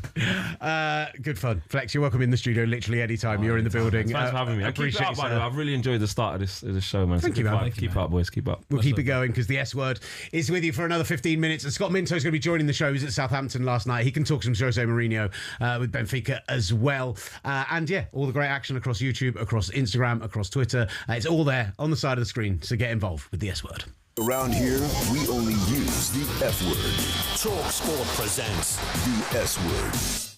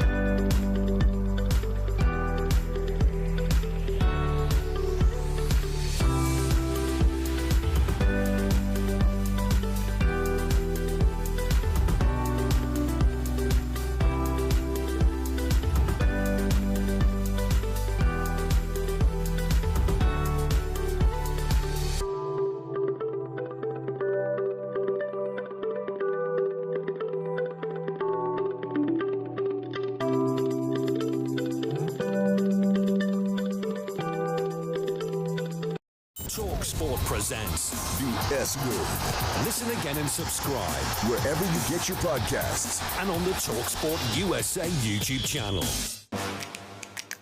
We're still laughing in the studio from Flex's appearance. Appreciate you, sir. Go and check out the fine work he does. Yeah, it's standing everywhere else. And it'll be on the social. After the 8 o'clock, you can switch over and listen to some talkSPORT 2 action. Or go and watch our fine clips on that YouTube channel you're seeing on your screen right now at talkSPORT S Word. Everywhere we are. We started today's show by talking about 2 big topics. We talked about Spygate in the Championship and the action last night. And we talked Jose Mourinho. We talked Real Madrid. We talked that incredible press conference last night. Well, I'm delighted to say, joining the show now, Master, a man who has some feet in both of those camps, having been at St Mary's last night. The brilliant former Chelsea defender, Scott Minto, joins the show. Scott, how are you doing, brother? Afternoon, chaps. Yeah, really good, thank you. How are you? Look at him, straight off the course, look at that, catching a bit of sun. Actually, was it nice on the... I don't know where you played today, but apparently there was sleet in Watford, so I hope you had some decent weather for it. We had sun, we had hail, we had wind, we had sun, we had more hail, and then it was all right. I didn't even want a pint at the end, Will, so I just had a coffee. Honestly, I'm still wet as we speak, but it's fine. That sounds like another day in Texas. What'd you shoot? That's the main thing. 92, did okay, 31 points, so yeah, not too bad. Yeah, look at that. In that weather, Scott Minto delivering every time. Scott, we started off the show giving our kind of opinions and thoughts on Spygate. We're hearing today that Middlesbrough can continue training in the hopes that maybe the EFL hand down a punishment of that sort of level. There are apparently evidence from other Championship clubs, but tell us a bit about being in that stadium last night, experiencing that game through extra time and what the 2 sets of fans went through. Yeah. By the way, I was working on the Spygate 1 and uncovered that and gave it to the guys at Sky and said, look, do what you want with it. And obviously we know what happened there. That was when there was no rule and law. So to do it this time around, naughty boys, you have to say, and it's going to be fascinating to see what the EFL will do going forward. I'm pretty sure they would have wanted Middlesbrough to have won the game last night. They didn't. The atmosphere was incredible. I mean, it wasn't quite as good as it was at Middlesbrough at the weekend, but it's still really, I mean, it was, there were fans from both sides. Some of them were actually came as a hedge. Yeah. They had their binoculars as well, sort of like obviously just making fun. There were some were just branches attached to their head, and some of them were Southampton fans as well, so they were having a bit of a laugh about it. But no, the atmosphere was brilliant. The first half was really good.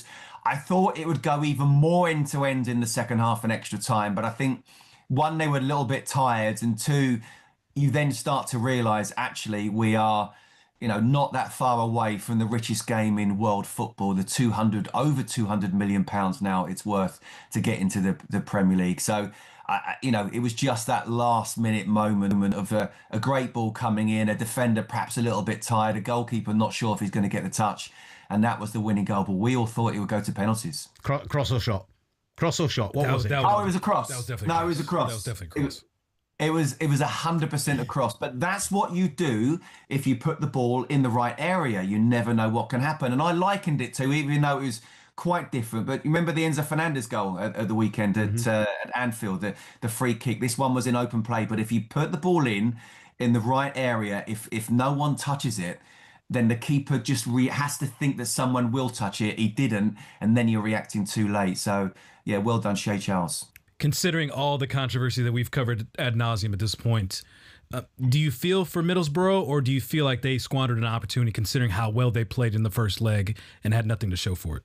Yeah, actually, both of them, to be honest with you. I do feel for them because there's no doubt about it that there is an advantage gained if someone's hiding in the bushes and, working out, one, in terms of who's fit and who's not. Remember, Middlesbrough had the best player in the Championship that still wasn't fit, but we weren't sure, in Hayden Hackney. Set pieces, how you press, the triggers and where the ball is, and then when you push on, how you pass into play when you've got the ball. And of course, penalties. So it didn't get that far. I do think they were at a bit of a disadvantage. I don't know what you guys have said about what you think it personally ultimately should end up in. I personally think that there should be a massive fine if Southampton go up. And even if they don't go up, I'm talking tens of millions. But I still feel, ideally, I want it to be sorted on the pitch, and the players still have to do the business on the pitch. So, look, that's my personal opinion. But you're absolutely right. That first half of the first leg, Middlesbrough had the chance to put the tie to bed, and they didn't. And Southampton, I hadn't seen them all season be so much on the back foot. And I don't think it was that Southampton were sort of worried about what happened with Spygate.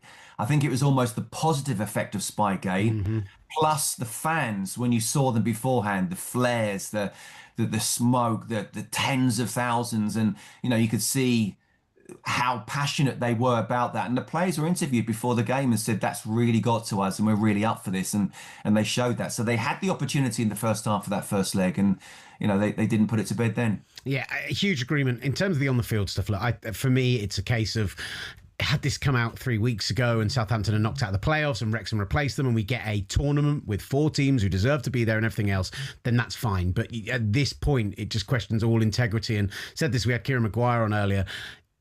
Think about the knock-on effects. How far back do you go? In that 19-game Southampton unbeaten run, do you start talking about Wrexham's position? Do you start talking about who gets the automatic places? It just becomes such a melee of an issue. I think what I do kind of wonder is, and this is something Kieran brought up, we saw Leicester getting a points deduction, which really came from a Premier League sanction. And finally, these two leagues communicating and working with each other, which we haven't always seen in the past. I just wonder if the Premier League are going to want to, if it turns to a sporting sanction, but Southampton are promoted, start a season with a team on negative points. I just can't see the Premier League buying into that for the sanctity of their own competition. No chance of that happening, Will. No chance. Yes, it's English football, but the Premier League is one thing and the EFL is another. And I don't even think the EFL can say we'll give you 3, 6, 9 points, because if Southampton go up, they may stay in the Premier League for 15 years. You don't know. So it'd be unfair then to put it then. I think whatever happens, I think Middlesbrough should be compensated, because there's no doubt about it. They've been affected by that. The guy was caught. We'll have to wait and see it comes out and the full information of that, and whether it did happen multiple times. But even if it didn't, he's been caught. So the fact that Middlesbrough now are not able to go into what is the richest game in world football, I think they should be compensated for that. And if Southampton go up and beat Hull, I think Hull should be compensated as well. And again, it's all about opinions. This is just my opinion. We're talking about a single game that's worth over £200 million. So therefore, that's why I'm talking not just £500,000 or £200,000 like what happened with Leeds. Tens of millions of pounds from Southampton need to go to Middlesbrough and also to Hull if they go into the Premier League. Scott, as the former Chelsea player and La Liga expert, there's a lot of rumors about Xabi Alonso potentially joining Chelsea. What are your thoughts on that? And would he be a good fit at Chelsea? I think he'd be a great fit. I mean, it looks like it's between him, Andoni Iraola and Marco Silva as well. And look, I think all three are very, very good managers and ready to make the step up. But, the other two, Silva and Iraola. I just think it would be a massive statement from the owners if they were to bring in Xabi Alonso. I don't read anything into what happened at Real Madrid. I mean, you look at the fighting, and I literally mean fighting going on at the club at the moment. Apparently that's been going on every season. It's just leaks are the problem, Scott. That's what they're saying now. Honestly, I mean, I covered Spanish football, a long time now, but every domestic game in the league and the cup for both Barcelona and Real Madrid for 4 years. And the politics coming out of Real Madrid was just incredible. And it's all about Florentino Perez. It's all about him. What he wants actually happens. And look, he's allowed a certain, once Carlo Ancelotti's gone, things to happen. He didn't want Xabi Alonso to be that kind of real technical head coach. It's about managing the egos, and they got rid of him, in my opinion, far too early. Look at the work he did at Leverkusen. That's how I look at Xabi Alonso. And I think he did an absolutely brilliant job. And I also think it would send a signal. Guys, I've been saying for a few years now that actually I don't think they're a million miles away, Chelsea. I just think they need to tweak their philosophy in terms of, we get a manager who's more than just a small cog in the wheel. You're not getting the medical guy alongside him to tell him when to come on, to take players off. I was there at the Bournemouth game when it was 2-2, and obviously Chelsea needed to win it. Enzo Maresca took Cole Palmer off, and he was getting booed and shouts of, "You don't know what you're doing." And I think part of that, he just had enough. And that was because the medical guy was saying to him, you got to take him off now after 60 minutes. And I think it would send a signal out that Xabi Alonso, I believe, is a manager, not a head coach. And okay, if you're going to get a manager that actually is wanting to, knows what he wants and is kind of demanding that, then you get the senior players and senior pros and the leaders that they need that they're lacking. Only 3 or 4, in my opinion. Then I think Chelsea can be back up there challenging. But it's a massive summer. It's an absolutely massive summer, crossroads summer. The decision they make with the manager is crucial, and I would go for Xabi Alonso. It's a huge shout, Scott, and we're going to have to get you in studio next time you're here because we will get more in depth on that. But that does wrap us up for the S Word today. Scott, thank you so much for joining us. Thank you to everyone who's been in the stream as well. Check out the fine work we do across social media, and thank you for tuning into the S Word. From kickoff to the full-time whistle, talkSPORT presents the S Word.